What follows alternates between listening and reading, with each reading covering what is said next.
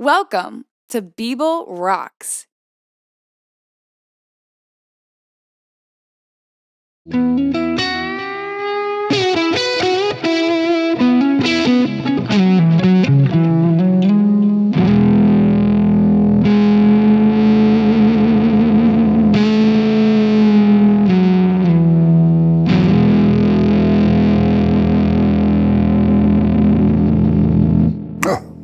Okay, hello. Hope you are healthy. Yeah, fucking bad times, still lockdown. Anyway, I thought I would like to talk about Fuzz. There are lots of Fuzz teachers around. There's one big, I wouldn't say mistake, but maybe they don't know. In the early times, 70s, 60s, there was nothing to boost your amp. I think the first thing which we could buy was some kind of treble boost, which is fine. But then came the Fuzz. I think they were really similar to what we have nowadays. Germanium, more or less. If you listen to guys like Jimi Hendrix or David Gilmour, they don't sound fussy. The difference is, what do you want? Do you want a funny sound, which is okay? There are lots of funny signature intros, like for instance, the Beatles, Revolution. This was, I don't think this was a fuzz. I think it was a mixing desk put into distortion, which is okay. Or Black Sabbath also, Tommy Iommi also used, I think he used a fuzz, don't know.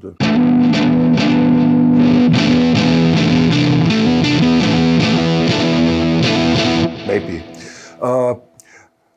But most guitar players wanted something to get more gain and get a better tone. Not a funny, fancy sound, no, a really fine lead sound for this famous lead guitar. So if you would crank the amp, it's okay. Something possible with old Marshalls or Orange or Harvard or AC30s, but the last gain is missing. So use a fuzz. But there's a different approach. If the amp is still distorting, crunchy, it's a different sound with the fuzz, but a better sound. I show you. What do I have here? I have my very good Vermeulen Myriad, Joe Smith, which is some. You can choose germanium on one side.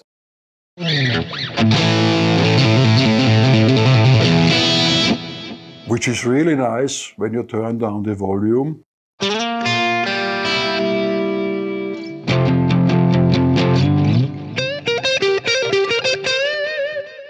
Really a nice clean sound. If you crank up.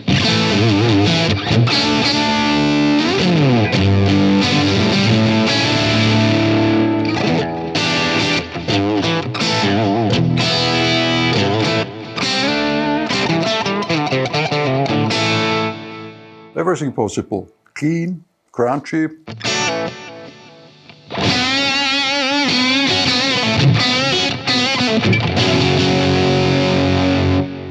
But very important is the use of the volume pot, because a little bit too much and it does sag too much, this fuzz.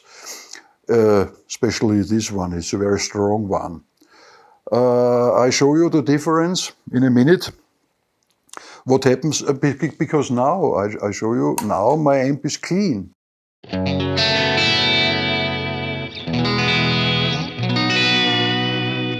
really keen. Which is not the best way to use a fuzz. It's better to crank it, one possibility, or you use a drive, a natural sounding overdrive, like in my case, the King of Tone.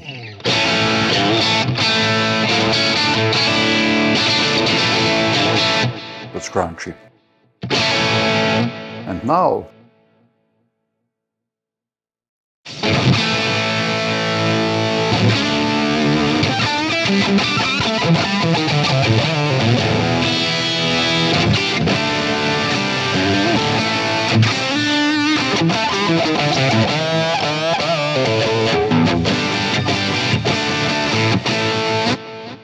it's getting really fat. In this case, the Vemuram is not the best because it's so fuzzy. Take another one. That's a very interesting pedal. It's a French brand, Mana.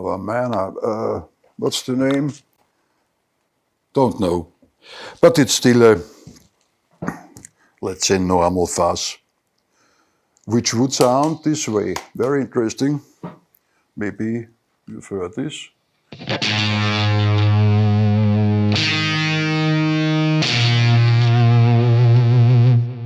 That's the real fuzz, or something else.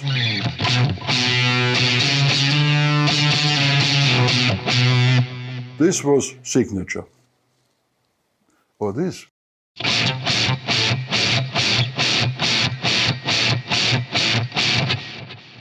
Cool, but not what I mean. What do we do? Bottom.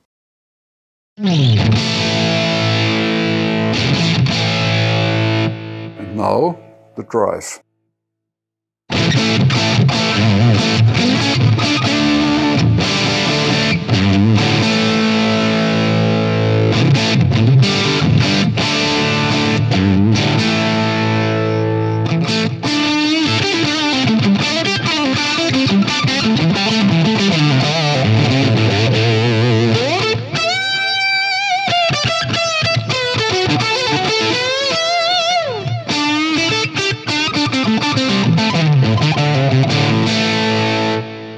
Now we are there.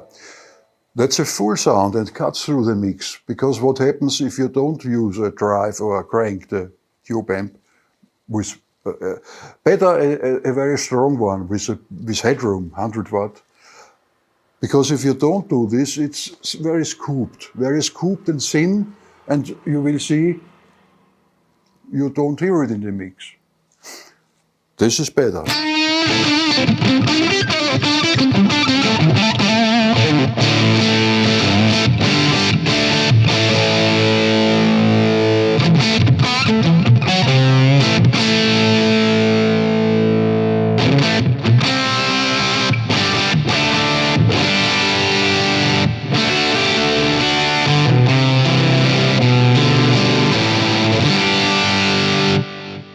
That's okay.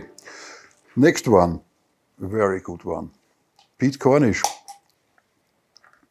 Maybe you heard the name.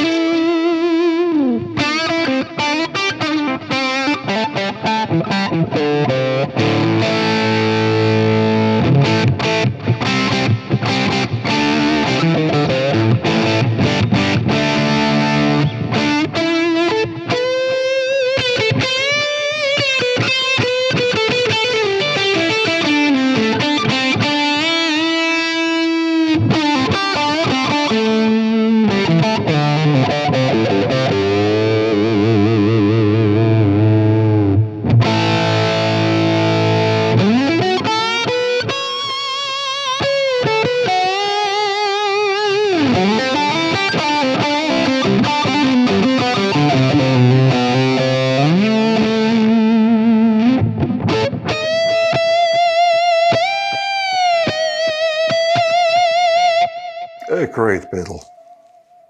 expensive, but it is worth, I tell you.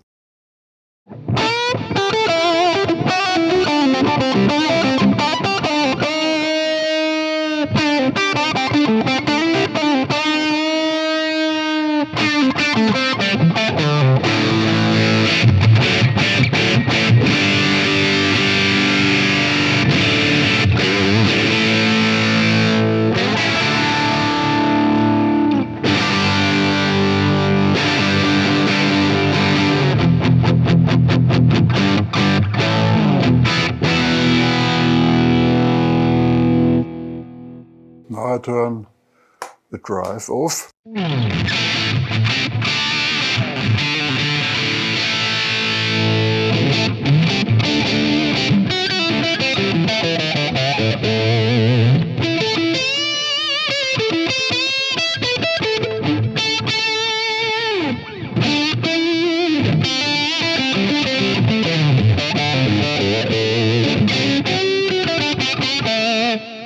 Great pedal. It's so much better than a big muff, which is the original, because every position of, for instance, the tone, all usable.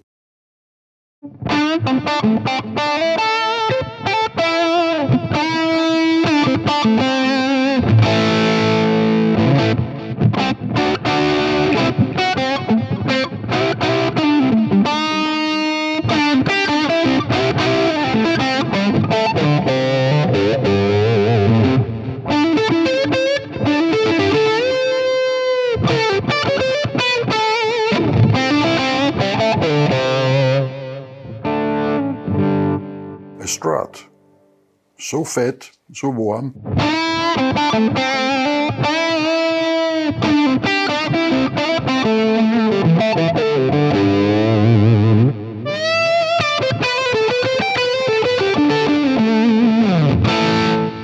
But remember, every position is important. The volume knob here, the fuzz here. If you use the drive, everything a little bit down, and then the amp has to be loud, because you have to hear every nuance.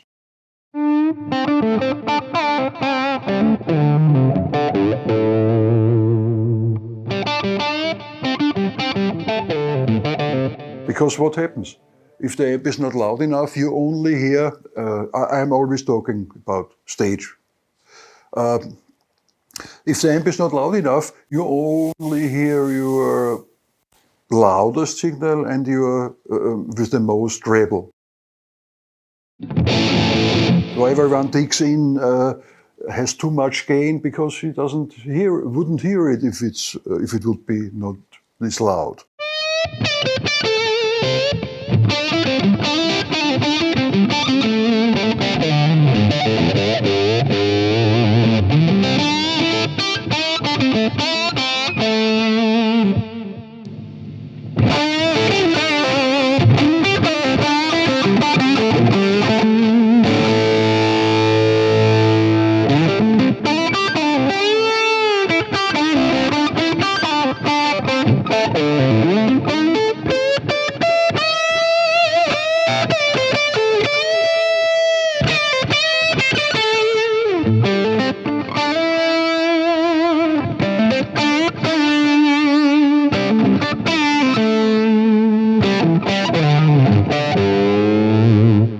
Beautiful. I love this. Yeah, what I would like is, let's ask Conrad, because I know Conrad has a lot of good fuzz boxes. Maybe Conrad can show you more the other direction, more the, sometimes he managed it. It sounded like Joe Zawinul on some of his synthesizers. Great.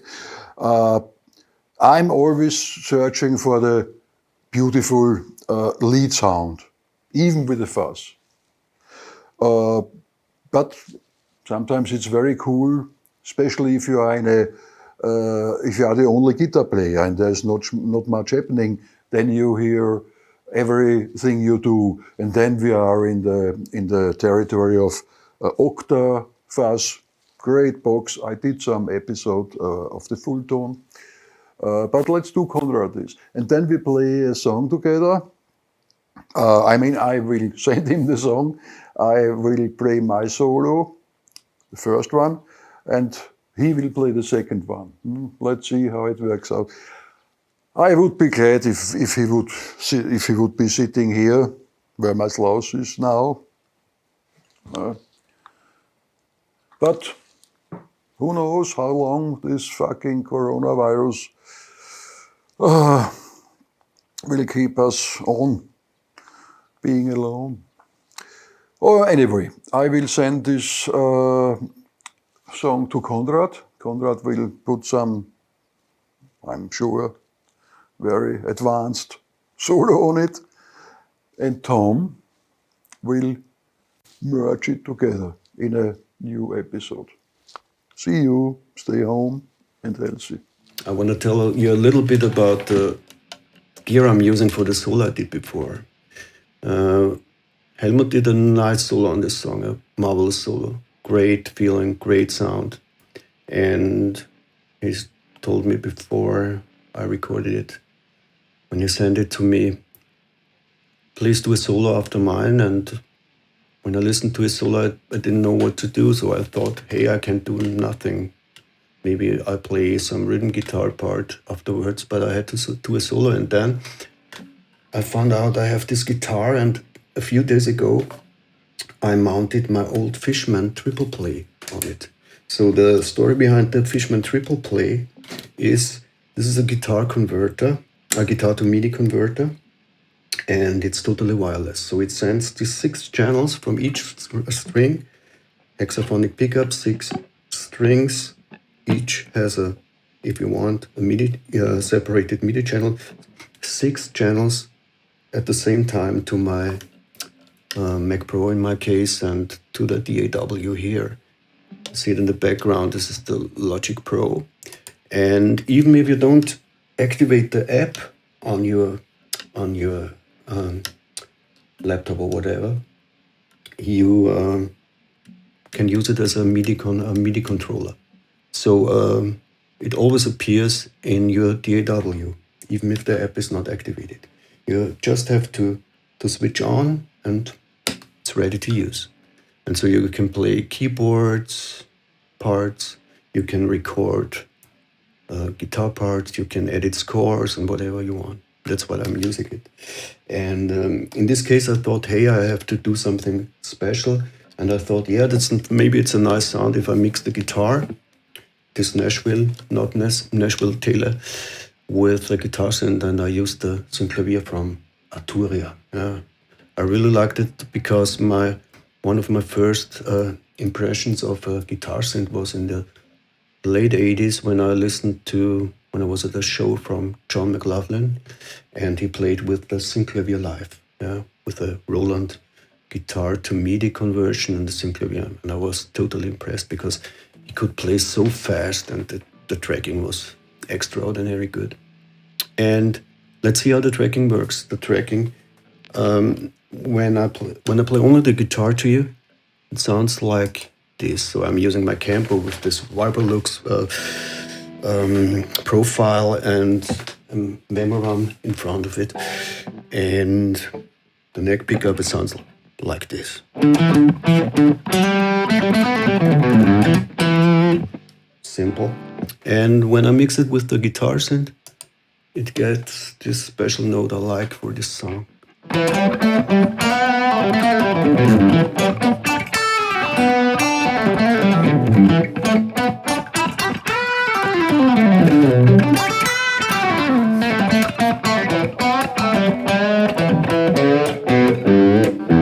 So you see, even the bends, it takes the bends, and it sounds very natural. So after I recorded the solo, I took a look at the editor from this MIDI track. I recorded MIDI and audio separately. And when I took a look at the synth guitar part, I saw a lot of pitch bend information on each note. So sometimes I played a D, and it detected it as D sharp and turned it lower with a pitch bender.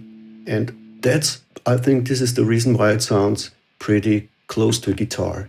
Like always a little bit out of tune, always some noise here. So even when I pick an harmonic, like it takes its kind of, yeah, and that makes it playable, and you can use it for music, for making music. And that's the good thing about it. So please write in the comments if you use a guitar synth, or what kind of guitar synth you're using, and what you think about guitar synths in common. And yeah, what's your favorite guitar synth? And just for me, if anybody has this old Roland synth guitar, I think it's the entitled GR300 or something like this old one Pat Metheny used in the 80s. Yeah, write me about it, and maybe you'll trade with me. So see you next time at People Rocks.